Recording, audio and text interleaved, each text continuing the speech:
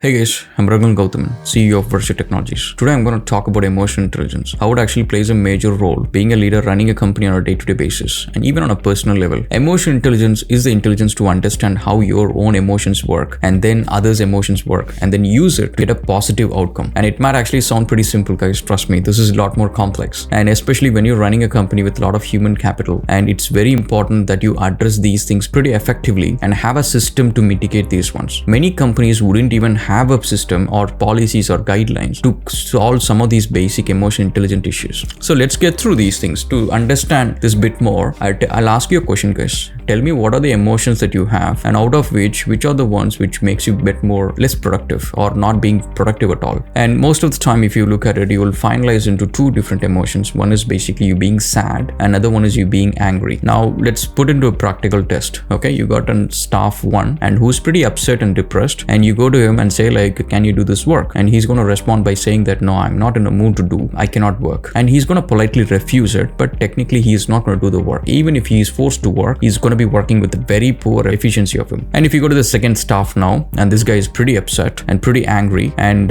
so now if you're going to do this, ask this guy, okay, can you do this job? And he's going to say like, I'm not going to work, I will not work. Now if you see like the response between the first guy and the second guy, the first guy is politely refusing it but still not going to work. The second guy straight away bluntly he refuses and says like, I'm not going to work. Now these two emotions are something that which generally have to be handled pretty precisely when it comes to your staffs in your company, guys, and especially your clients as well. So now let's go into a bit more scenarios as well. So first thing is like a staff comes to you and then he complains that saying that no, my chair is getting stolen often and I'm not happy about it. I've said this like 3-4 times to the HR and the issue is not getting resolved. Now if you see like from a leader perspective, like, you know, out of all the problems that you handle, and this might be looking like a very petty thing that, okay, why do I have to care? It's just a chair, just go and grab another chair. No, but the thing is like, this issue escalated to you, not because, you know, this is the first time and the staff is like, you know, trying to create a scene or something. It's just because he is not able to resolve this issue by himself. And he went into another person who's supposed to resolve it, and that person is not also doing it. And now he is upset. And this is a place he's spending most of his prime time of his life, between 9 to 5, between 25 years to 50 years of his retirement. This is the place he's going to work, and that's a place he's not happy about. And that's something we need to take it seriously. As I said, sadness and anger, these two things makes a person very less productive. Now, how do you resolve this one? Take the problem seriously, put some action into it, get it resolved, put a label behind the chairs, and make sure that no one steals your chair. Give him a solution and make sure that you follow that up as well, so he knows that you actually takes care of him. So that's sort of affirmative that, you know, you're looking into your staff and you're taking care of them and you're listening to them. All of things makes a positive impact. Now if you look at it, he comes to you with a negative emotion, and now you're turning that emotion into something that he's going to be loyal to you. He's going to be working hard for your vision just because you spent, let's say, 2-3 minutes of your time and taking care of his need. And it's going to be very simple things, guys. Another thing, let's take a look at another emotion which generally happens between an employee and a client. Let's say most of the companies, they have Friday, they generally send a status update to a client saying that, oh yeah, we have finished all these things as per schedule, and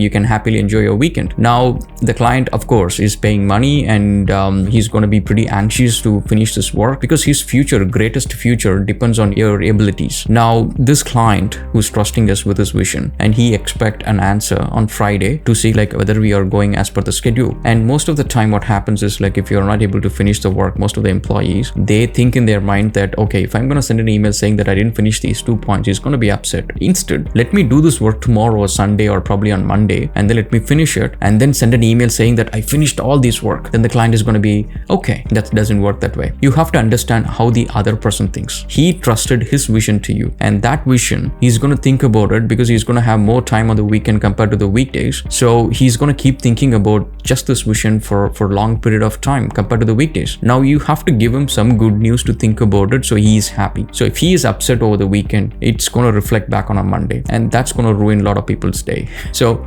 let us take care of those emotions as well, guys. You have to think about how the people that you work with and what your actions is going to impact and what emotions it's going to trigger. So that way you're not actually triggering these emotions which might actually result creating a toxic environment for you. And next thing is like miscommunications. So most of the time miscommunication happens when someone is not understanding or listening or even responding on time. This is all the factors that affects a miscommunication. And some of these things will actually result in triggering some emotions as well. A person with high emotional quotient generally respond to communications pretty well. He listens to it fully and he responds it. He don't react. That's one of the coolest things that I always tell my employees. Whenever someone is upset, whenever someone is angry, don't react. Just respond. Respond is a lot more cooler compared to being reacting to it. And then we also have a reward system. Whenever people are proactive in listening to client communications and responding with proper emails and stuff like that, we always give them rewards and perks and stuff. And next one is like everyone is valued generally in my company. The growth plan that we set for an employee, I don't want them to be something that they are satisfied with a pretty designation. So all my employees who work for me, I always have a personal growth plan. Even from my designer to tester to developer, everyone has got a growth plan. I have plans for everyone who is sticking with me so that they also feel valued working for you. They just don't work for money anymore. They work for more than just money. They trust in your vision. They want your vision to succeed, and they are the people who is going to bring your vision to life. And if they truly believe in your vision, it's going to be a lot better vision than when people look at it. So that's one of the important factors. And next one is lack of motivation in your workplace. And this could be a result of a lot of interpersonal conflicts and emotions which is not handled properly between the workplace and the teaming. And all of these factors will actually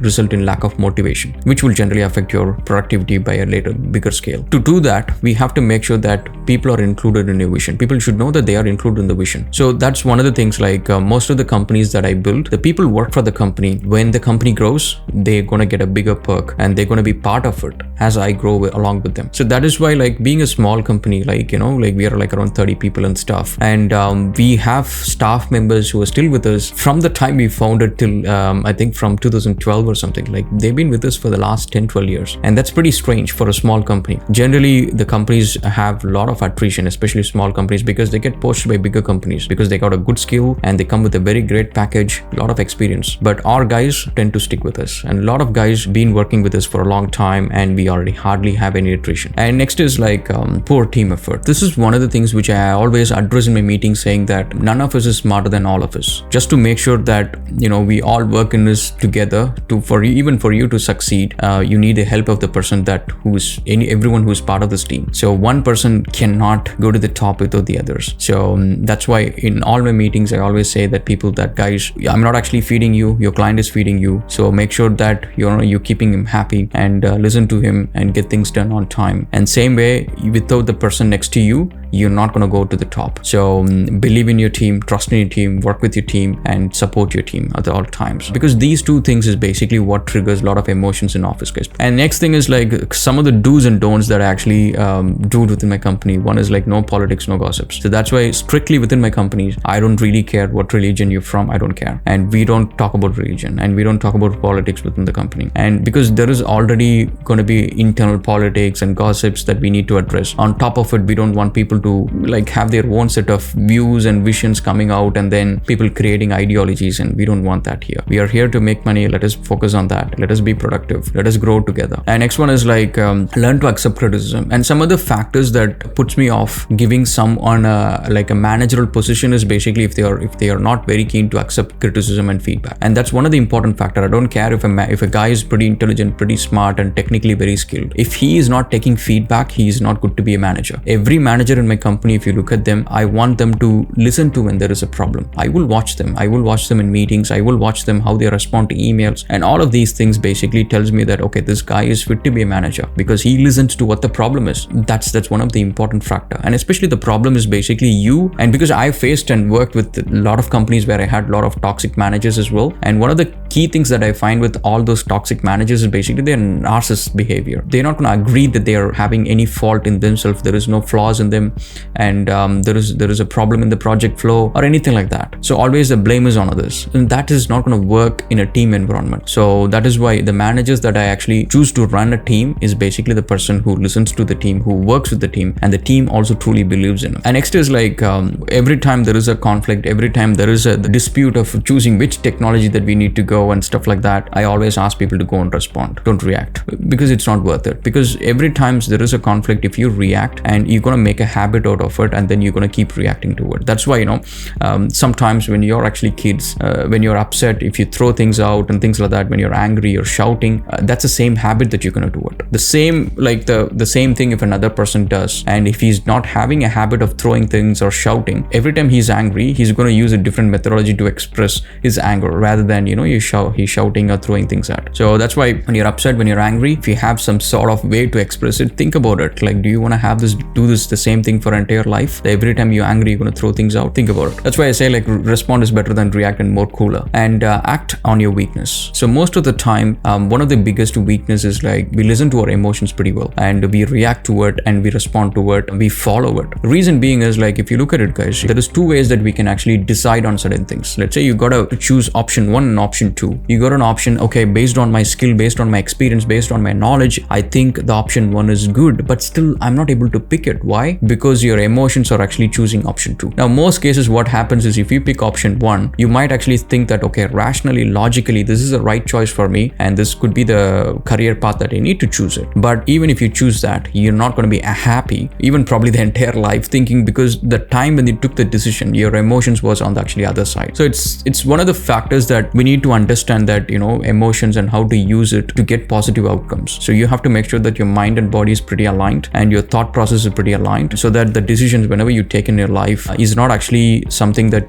your emotions are one side and your mind is on the other side. Another thing about emotions is, basically, it doesn't lie. Your intelligence can actually trick you. Intelligence might actually make you think that, okay, yeah, if you pick this one, you could be a great doctor, you could be a great engineer. It might actually trick you to say that. We don't know by fact that what the syllabus that we're going to deal with in engineering, we don't even know that. But engineering is going to be good for you. That's what the intelligence says. But within us, the emotions will strongly be against it. Intelligence and the emotions may not actually work very well. So now, in that case, you need to address your weakness, and you need to acknowledge it. And that's one important factor, guys. Whenever we have a weakness, if you don't acknowledge it, we're not going to fix it. So acknowledge it and fix it. And especially when your mind and body is not actually thinking together, your emotions are on one side, your mind is on one side, then you have to make sure that you put all three in together. And next is, like, have a clear workplace guidelines. This is one thing which I always tell my HR. Without a clear guidelines, it's hard to solve conflicts. It's hard to bring people and stand in the same line and work together as one team. So to solve that, please make sure that we have a good guidelines, and the guidelines address everything, and everything from, let's say, how people work, and how people work together, and how people resolve disputes, and what is the process, and how do they actually escalate it. Without an escalation, the conflicts, people are not going to be happy with one resolution. Okay, let's go and listen to another person. Let's see another person how he resolves. And if he says that I'm wrong too, then okay, yeah, maybe I'm wrong. If one person, he decides maybe he's not my favorite, like he thinks that I'm wrong because I'm not his favorite. So it could be a lot of other factors as well. And assertive and stress management in workplace is something that can help resolve emotion related issues as well. To improve emotional intelligence, you need to be pretty assertive. That's first thing. And second thing is, higher emotional intelligence will give you sort of like a relief on a day-to-day basis from a lot of stress that you handle, guys. So these things should be taught, and these should be practiced on a day-to-day basis from work. And next is like voice for your employees. Most of the time, people, when they get too frustrated and express their emotion in workplaces, because they're not heard and they're not seen. What am I doing here? So I'm just working for money, my own money. So I don't really give a shit about the company. So now these sort of stuff is something which will impact your company's productivity. So make sure that whenever someone works for a company, doesn't matter how big he is, he should have a channel to voice his opinions. It's a feedback channel directly to the CEO or to the HR, but make sure that it is a channel that works. It is a channel that responds back to them. It is a channel give them comfort, saying that yes, I'm listening to you, and I will address this issue. We will work together. We are a team together. Let us resolve this. Okay, that's about it, guys. And emotional intelligence is basically something that I actually use it on a day-to-day basis. And every time we do a task, we think about the client, and we'll make sure that, okay, the client is not anxious. Okay, the client is not upset. Client is not angry. I keep checking with all my projects, keep checking with all my clients, making sure they're happy. And same is with my staffs as well. And they're not actually running through a lot of emotions and stuff. So they're peacefully working, and we're all working together for greatness. All right, we'll see you again. Thank you, guys. Cheers.